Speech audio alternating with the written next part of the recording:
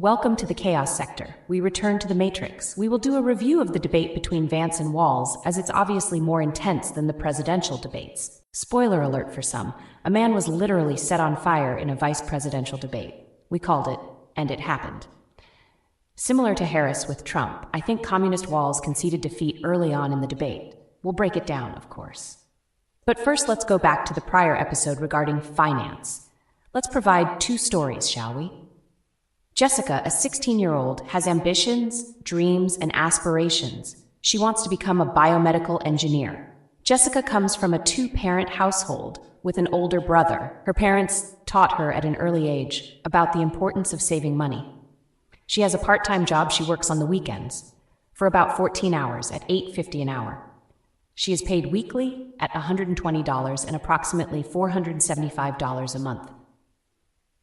Jessica has a short-term 5-year plan of saving at least $150 a month towards her college tuition. Her parents had already started investing into her college tuition, but they admire her ambitions and self-determination. After high school, Jessica is now 18 years old and has been working for 2 years. In that 2-year span, she has saved $4,800. Her parents asked her, did she have plans to purchase a vehicle for transportation? And Jessica responded, I'm fine. My bike is all I need for work. Time passes, and Jessica is now 21 years old and close to $10,000 saved up. Knowing the complications of college, based on her research and concerns, she decides to take her time about the decision, taking 1 more year before applying. Jessica applies for college at the age of 22 and has the emotional and financial support of her family. Working, studying, and before she knew it, Jessica was preparing to graduate with her bachelor's degree in bioengineering. With the support of her family and $30,000 saved up, Jessica, at the age of 26, is mentally and financially equipped to take on the challenges of adulthood. She lands the job with an annual salary of $90,000. Jessica goes on to get married at the age of 28 years old and goes on to start her own family a year later. With a successful career and successful counterpart, Jessica's ambitions, dreams, and aspirations were fulfilled. Great success story. Now, the primary reason Jessica was capable of pursuing her goals is because she did not get pregnant as a teenager and had a strong family support system. If we were to change her life path, we see how it would become more complicated for her to pursue those goals. Let's go back and have Jessica raised by a single mother of 2, with another child on the way. The mother is struggling to raise a family on her own. Jessica does have the same goals, but instead of working to save up money for herself, she has to work to help her mother pay the bills and also help raise her younger sibling. Jessica is becoming overwhelmed with the stress of this responsibility, and her school grades start to drop significantly. She starts hanging with the wrong crowd and the wrong boyfriend as well. Due to the stress, she loses her job and is barely hanging on in high school. The single mother is trying her best, raising the family, but she sees that Jessica is starting to distance herself from the family more and more as she hangs out with her boyfriend and so-called friends. The mother is concerned more about her baby boy and the life in her womb, so she seeks help from her parents to resolve the issue. Her parents tell her that they will let their granddaughter Jessica come stay with them to take the pressure off of her. The grandparents expressed their concerns, showed compassion for Jessica's emotional burdens, and she seemed to embrace the warm welcome. But as time passed, Jessica's peers and her boyfriend started to bring a negative vibe around her grandparents' home.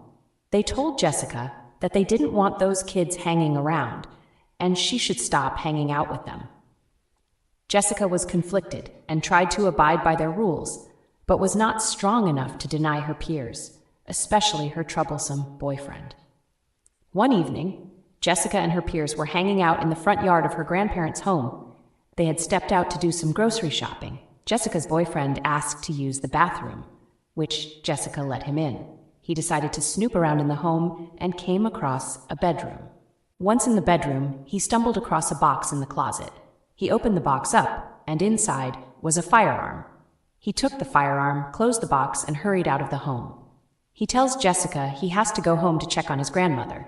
Instead, he meets up with some buddies and tells them he has a gun. The boyfriend had a plan to rob a nearby convenience store to buy drugs to sell. They all agree, and the plan was for later that night. The grandparents arrive back home as Jessica and her peers were hanging out on the porch. They tell her it's getting late and the peers were told to leave. Respectfully, they obliged. Later that night, though, word got back to Jessica that her boyfriend was planning to rob the store. She called him and tried to talk him out of it, but to no avail. She warns her grandparents, and her grandfather heads to the box, searching for his firearm. To his surprise, it was missing, of course. It proved that the boyfriend stole the gun, which he would use to rob the store with. He calls the police, and they track down the boyfriend before he had the chance to commit the crime. He is arrested. The firearm is returned to the grandfather, but he wasn't pleased with Jessica. He tells her that she has to move back in with her mother. She then tries to return home to her mother, but as the news got back to her, she decided to not let her return due to the potential danger she would put the family in.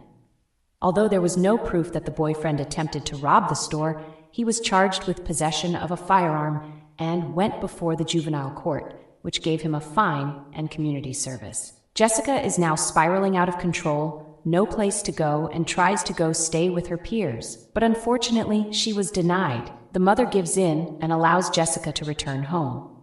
But now she is concerned that her ex-boyfriend will search for her after he gets out, and her peers are still living a life of rebellion. The mother tells her she should not give up on her education and don't worry about losing her job. But the peer pressure continued to eat away at Jessica, and she started hanging around her former so-called friends, smoking marijuana, skipping school, hanging out at the park, and shopping malls. Jessica just couldn't shake trouble. Now 17 years old, Jessica decides to get her GED at least and attempt to find another job. Her peers had already dropped out of school and didn't show any signs of ambition, dreams, or aspirations. And then the nightmare returns as her ex-boyfriend comes back around.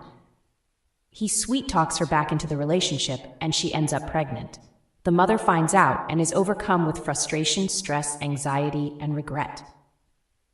Now we'll end the story right here. A 17-year-old is pregnant, living with her single mother, who also has another baby on the way with a younger son. Now think about how difficult Jessica's life is in this circumstance. The so-called father of the child is not committed to building a family with Jessica, as he found another young lady to mess around with. He doesn't support the child consistently, nor Jessica. And of course, the new chick doesn't like Jessica because she has a connection with her lover boy. Some may say teenagers who are raised in two-parent households have the same problems. Well, let's be honest, that is very rare, unless that two-parent household is quite dysfunctional. In general, the chances of a teenager being capable of pursuing their goals is higher in a two-parent household. It provides them with emotional and financial support, guidance from both parents, wisdom from both parents, and a different perspective of those elements from both parents as well, which gives the teenager a balanced dose of assistance and support, which makes them also balanced emotionally and mentally. But in single-parent households, it's more difficult. Now keep in mind, we're focusing on the lower class here. Middle and upper-class households can have some of the same issues. But due to a better financial status, those teenagers at least can avoid the burdens of financial hardships. And let's be honest, teenage pregnancies are lower in those households despite there being a single parent. Now what does all of this mean? Well, to improve the conditions of those minimum wage workers, it starts with a strong family unit. Stronger family units make for stronger households, stronger children, which grow up to be stronger teenagers, which turn out to be stronger adults. Here's the issue. Many surveys have black household income versus white household income, right? Well, what they intentionally keep out of those statistics is those black households are approximately 70% of single mothers, compared to 2 white parents' household income. That's not a fair survey. So when you see a black household with a median income of about $40,000 put up against a white household with a median income of about $125,000, this is intellectually dishonest because they compare a single black mother's median income with 2 white parents' median incomes and claim that is proof of income inequality. We have to be honest first before we take a step forwards. If you examine data from Annie Casey Foundation, we see that black single mothers are close to 70%, Hispanic single mothers have about 40%, and white single mothers have about 25%. This explains most of the issues, if not all of them, to be honest. Now, if we were to associate these statistics with lifestyle, education, and employment type, we can come to the logical conclusion that a single-parent household is directly linked to lower-paying jobs, more so than a two-parent household, regardless of race. Would everyone agree with that analysis? I would tend to think so. Another survey based on poverty by race done in 2021 by the United States Census Bureau, it has American Indian and Alaska Natives at 24%, Blacks at about 20%, Hispanics at 17%, biracial groups at 14%, Asians at 9%, and whites at 8%. Now, we will disregard American Indians and Native Alaskans because they make up such a small percentage of the population, and their circumstances need more context. But for the rest of these groups, we have clear and direct reasons for their poverty percentages. If we highlight from Black down to white, out of those 5 groups, which ones have the highest rates of single-parent households? That's right, the groups that are the second and third highest in poverty. Referring back to the prior chart from the Annie Casey Foundation, Blacks have close to a 70% rate of single-parent households, and Hispanics have a 40% rate. Is it rocket science to also come up with these 2 groups having high poverty rates? These are the facts. Single-parent households have higher risk of poverty. Two-parent households have the lowest risk of poverty. That's what we call common sense. And poverty leads to working low-wage jobs, in which poverty also impacts education. How do you raise wages for low-wage workers?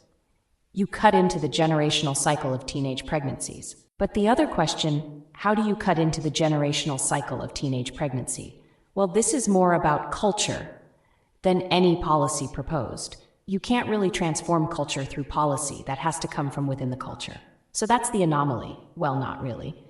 You start with how both male and female interact and value each other. Then, those values are carried out in how they live their lives. Remember, culture is centered around values, beliefs, and traditions. Instead of 2 teenagers sexually active, they go to the movies on Saturday evening. And the cycle of this interaction and values continues throughout generations after them. And this decreases the percentage of teenage pregnancies, which also decreases the percentage of poverty. It's a simple solution, but not so simple in actively accomplishing it. Teenage pregnancies often lead to single mothers, which are associated with lower household income, which are associated with teenagers having to work to assist in paying household bills, which are associated with those teens not being able to save money for themselves. They often end up dropping out of high school as well, such as Jessica in the second path we broke down. This leads to the likelihood of drug use, such as marijuana and other drugs, gang activity, and sexual activity, which leads to prostitution, pregnancies, and also abortions. When you break all of this down, those individuals are entering the workforce as adults instead of teenagers who are just working to save up for a new car. The paths are different, and in most cases, the outcomes are in favor of teenagers working for personal expenses and savings, such as for college tuition. Bringing this all the way back around. If a politician is proposing to legalize marijuana, which is responsible for the majority of high school and college dropouts, you see that this politician will only increase the percentage of poverty, increase the percentage of low-wage workers, increase the percentage of single-mother households, and increase the percentage of government assistance. Oh, here are the top 5 leading causes for high school dropouts. Number 1, academic failure, struggling in school on a daily basis. Number 2, attendance and preparation. Consistent school attendance is crucial. Number 3, disengagement, lack of interest or motivation. Number 4, pregnancy. Teen pregnancy can lead to dropping out. And number 5, financial difficulties, economic challenges. These are all associated with marijuana and single-parent households. This also applies to college as well. And then we have to acknowledge the other proposal, which was alluded to, but, we know she wants it. Legalizing prostitution. Now, I want you guys to really grasp this issue. Kamala Harris stated that marijuana should be decriminalized, proposing that it should become legal in all states, right? Now, in this Harris reality, do you criminalize marijuana use by minors? Because once you propose to legalize it for recreational use, the term recreational means activities done for enjoyment, amusement, and are considered, quote, fun. So in this context, aren't minors allowed to smoke marijuana recreationally as well? If so, will she take full responsibility for a rapid increase in high school dropouts, college dropouts, and rapid increase in unemployment? Of course not. Now, as for legalizing prostitution, will Harris take responsibility for a rapid increase in human and sex trafficking, or teenagers being recruited to become sex workers? Because 16-year-olds are legally allowed to work in the United States, right? And in most states, a 16-year-old is old enough to consent to sexual activity. So since they are classifying prostitution as work, are 16-year-old teenage females allowed to work as sex workers since they are old enough to consent to sexual activity with an adult? You see, these are the insane questions we pose to Harris and the wacky progressives because their policies are gateways to social and cultural destruction. And yet somehow not seeing too many people breaking this stuff down, you know? These should be questions asked in panel debates about this presidential cycle. Anywho, let's wrap this up. One generation can change the future, and the future can change the present. If you're confused by that, let me explain. Every second passing is the future. This is the chaos sector.